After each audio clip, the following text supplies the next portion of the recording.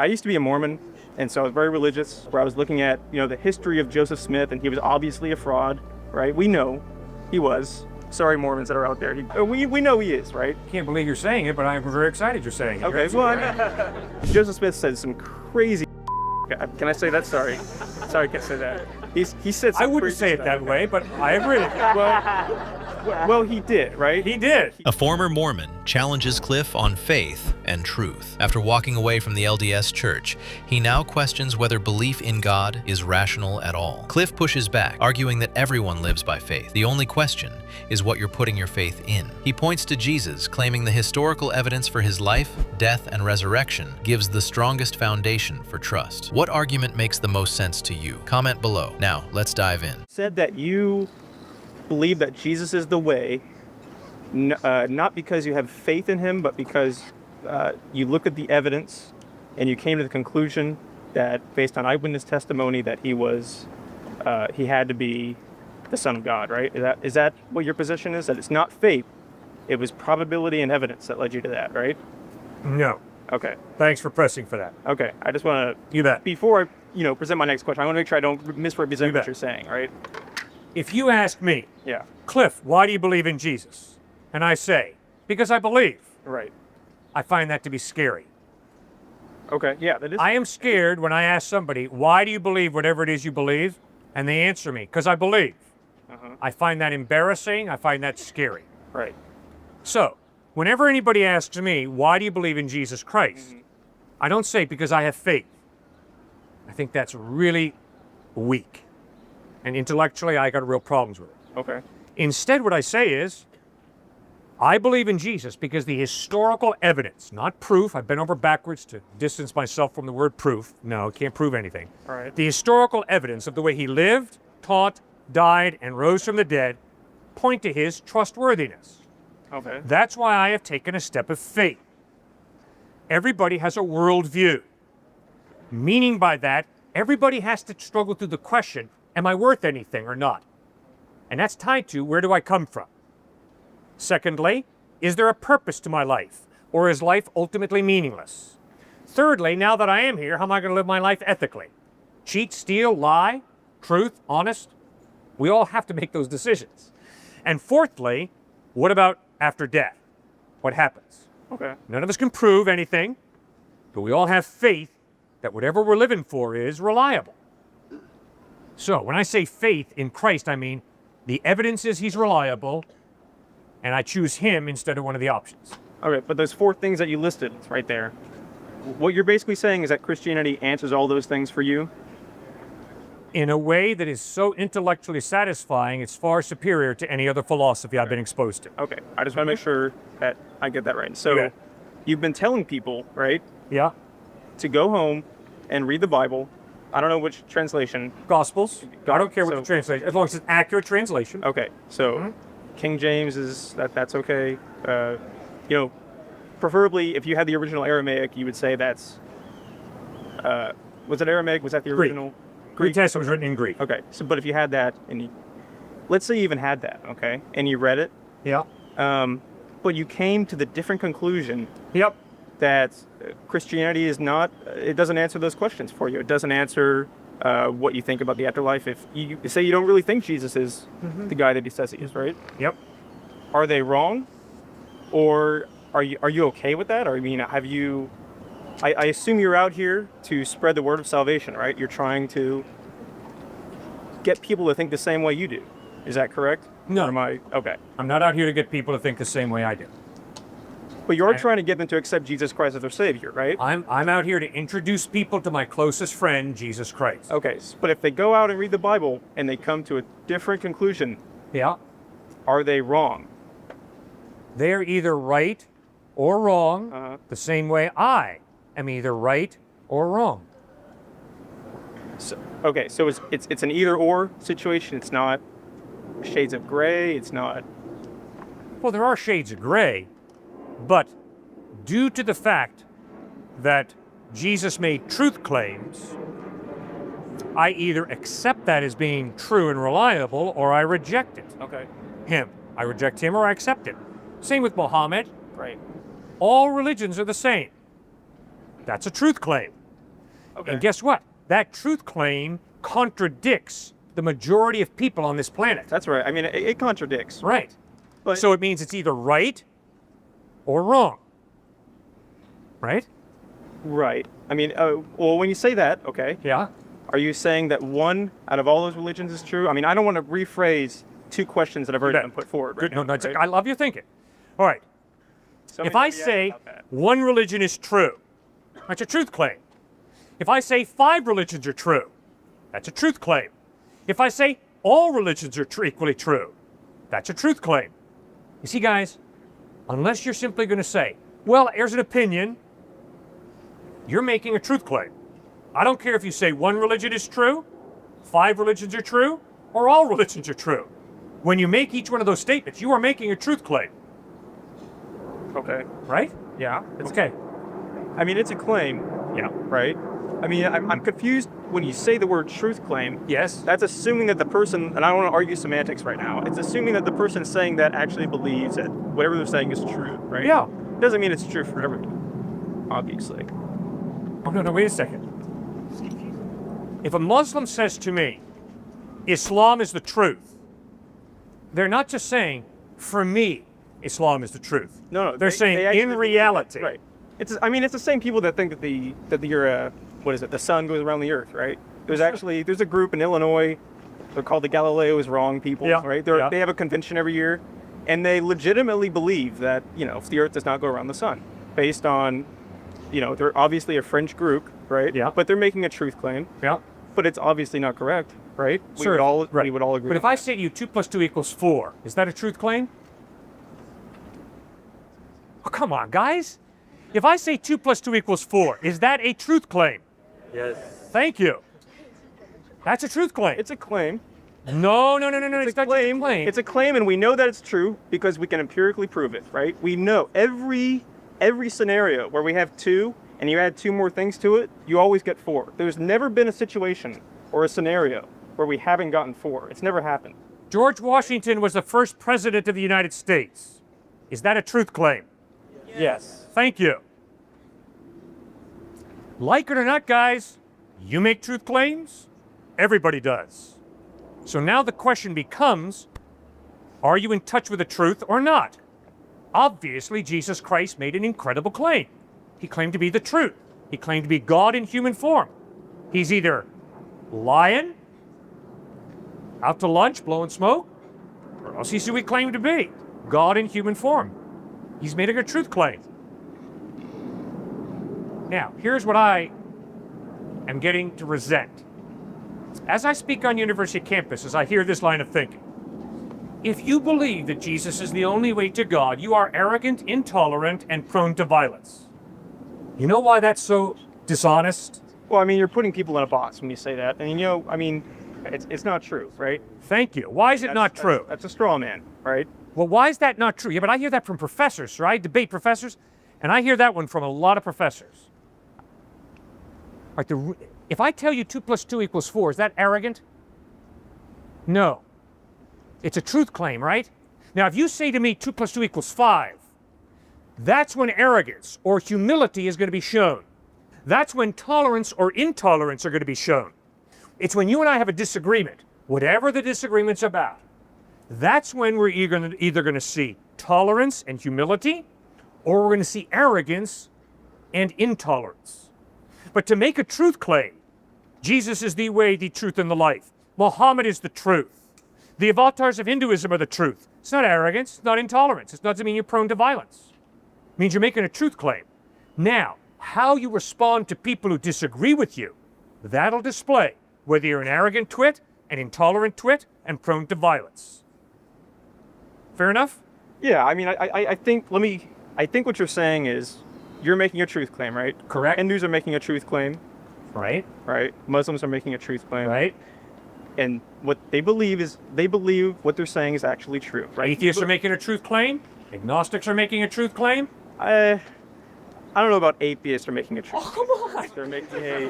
An atheist is saying, I know the universe so well, What? I know there is no God. If that ain't a truth claim, I don't know what is. No, then it depends on what your definition of an atheist is, right? Just look it up. An atheist is someone who says, I know there is no God. An agnostic is someone who says, I'm not sure, I don't know. So if you're a hard atheist, you're saying, I know there is no God. If you're an agnostic, you're saying, I don't know. Okay, I'll agree with those definitions. If you want to go down that route, that's fine. I mean, most people, technically you're supposed to categorize atheists as agnostic atheists or Gnostic atheists, starting with the G, G-N-O-S-T, right? Gnostic atheists are the ones that say, I know there is no God, and that is an unscientific position to have, right? Because I can't go around proving people wrong. I'm sure you've already gotten 18 questions on this, right? I can't go around proving that God doesn't exist, right? Good. It just means that, like you said, you put out what you think is a truth claim. I've looked at that, and I've said, it hasn't satisfied me. I'm not convinced. Yep. And we can both go our separate ways and we're fine, right? Yeah. So I just want to make sure that we're all, right, you can't put everybody in a box. Right. Not everybody thinks the same way. Right. And I think you've done a good job saying that, right? Mm-hmm. But, Hope so. yeah. I mean, I guess my central question was, you know, last semester we had those Hindu monks that were walking around. They were giving out the Bhagavad Gitas. Good. Okay. And they believed what they were saying was true. And I guess... Yes. And I respect them. Well, I mean, you're saying that if you accept Jesus, you will eventually get to salvation, right? If you accept Jesus, he promises you'll go to heaven. Right. Yep. I don't want to... I'm not so well-versed in Hinduism, but I can assume that along the way to Nirvana... Or, I'm sorry, that's Buddhism, sorry. No, it's both. Hinduism and Buddhism are, you're headed toward, hopefully Right. you're going to Nirvana. If you go along the right path, what is the 8 steps or whatever it is, right, you will achieve enlightenment. Yeah. Not, Yeah. and that's their version of salvation. Right. So it is possible then that both truth claims can be right and both people can reach salvation? No, because they contradict each other. I'm either here or not here. So you look at both I'm not both here and not here. So you're looking at both truth claims and you're saying that me, Cliff, I'm saying that my Christian one is correct. No, I'm saying the evidence is that Jesus Christ is reliable in a way that none of the options are. Okay. Don't take it from me.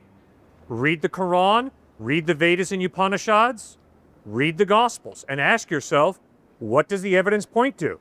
If you're a searcher after truth, if you want to live in reality, you owe it to yourself as a thinking human being to seriously explore the options that you think are good options. All I'm doing here is standing here saying, Jesus Christ is a great option. I can't prove him. The evidence is he's reliable. You got to check him out. Read the Gospels for yourself. Don't take it from me. As a thinking human being, go to the source document, Matthew, Mark, Luke, John, read it for yourself.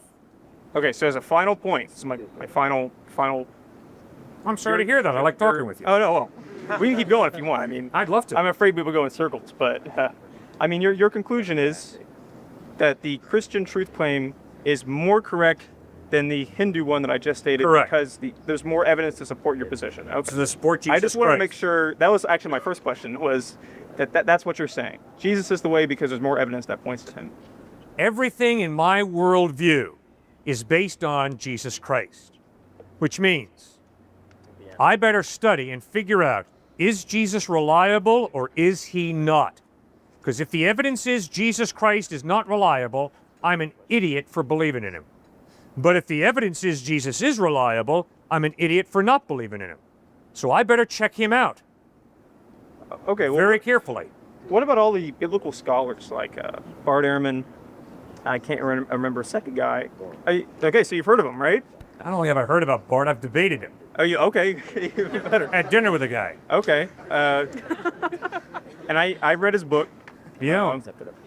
And I used to be a Mormon, and so I was very religious. I don't want to get into a personal story with me anyway, but It's all right. I fell out of it. And I mean, the same principles that I used to get out of Mormonism, where I was looking at, you know, the history of Joseph Smith, and he was obviously a fraud, right? We know he was. Sorry, Mormons that are out there. You got to go. We know he is, right?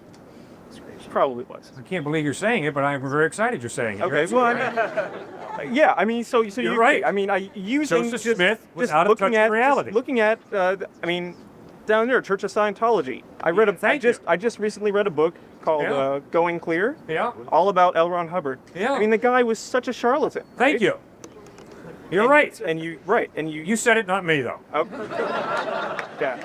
Oh, they'll probably Well, sue thank you. me. They'll probably sue me, but that's okay. But I mean, They better not. but using the same principles of logic and Yeah. reason, and Joseph Smith said some crazy ass. Can I say that? Sorry, I can't say that. He said. Some I wouldn't crazy say it stuff. that way, but I agree. Well, he did, right? He did. He definitely did. Holy, the guy was incredible. And what's even better is that I believed them for 15 years. Okay. Sorry. Right. So, I had to believe that horses lived in North America for 15 years before Columbus got here. There was elephants and everything. It's crazy. Crazy stuff. Yeah. But when you look at, the evidence, the history of the church and whatnot, and the same thing goes with Scientologists, Yep. they become disillusioned. Yes. And when I apply those same principles to Christianity, because I really did go searching after Yep. I lost my faith, Yeah. and I came to the same conclusion that it's in order for me to be satisfied, I need to have, I know you don't like the word proof, but beyond reasonable doubt evidence to support a claim, right? And Fort Ehrman, some other biblical scholars that look at the history of the Bible and the way it's written, a lot of them come to the conclusions that Jesus most likely existed, right? I agree with that. All the evidence points to that. But there's just so much afterwards manipulation, a lot of mistranslations going on. I'm sure you're more well versed in this than me because you study the Bible, right? History of it, Matthew, Mark, Q document, whatnot. Yep. But when you look at all that stuff, I just say there's way too many things that we don't understand, not enough evidence to support the claim, and that's enough, right? It seems to me that what I hear from you is, you didn't say preponderance of evidence, you said, Beyond reasonable doubt. that's it, beyond reasonable doubt. Okay. Like 2 + 2 = 4. That's what I mean. That's exactly what I mean, right? Every scenario, we've never had a case where 2 + 2 = 5. Okay, good. You can't even fathom it. Do you need that kind of evidence before you can make a decision? You start talking about error tolerances and, what is good enough for me to believe it. Yeah, I mean, Then you'll never get married. it's got to be. You can't go to sleep tonight if you have a roommate. Because there is no way that you have 2 + 2 = 4 type of certainty that roommate's not going to stick a knife in your back as you lie asleep on your bed. You can't drive a car because you do not have 2 + 2 = 4 type of certainty that the guy coming towards the red light when you go through and it's green is going to stop. You don't know he's not going to run that red light and send you to an early grave. You guys are making a fundamental mistake. You're thinking that in order to know something, you have to have such a preponderance of evidence, basically proof, in order to believe it. You can't live that way. And that's why I talk with Bart about his marriage, about his parenting. You can't live your life demanding such an incredibly stringent level of evidence before you trust. You'll be a very lonely, very isolated person. Now, you better not be a gullible fool and just blindly trust. You better demand evidence that someone's not going to rip you off. And sir, if someone only wants to be your friend because you got money, watch out. You better find some people that really care about you, right? Yeah, okay. And you better not have some incredible standard of 2 + 2 = 4, and if you don't meet it, you're not going to be my friend. I mean, come on, you can't live your life that way, guys. Right? And that's the mistake Bart is making. Are there thousands of manuscript variants? Yes, there are. But we don't have the original manuscripts, Bart. We all know that.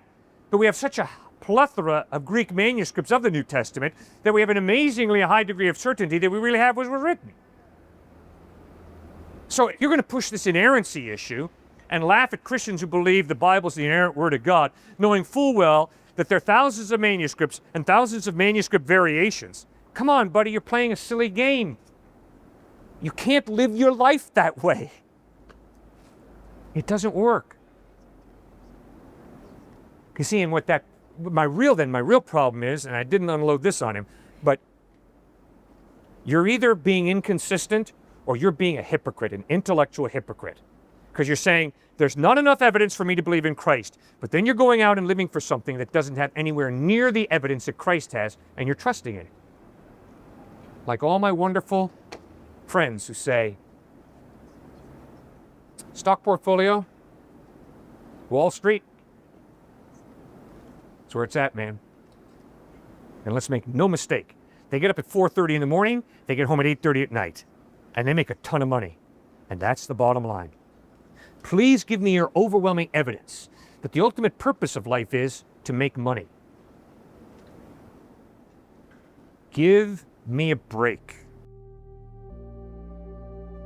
People have faith, incredible faith, in the American dream. Make money. It's a worldview, sir. Watch out.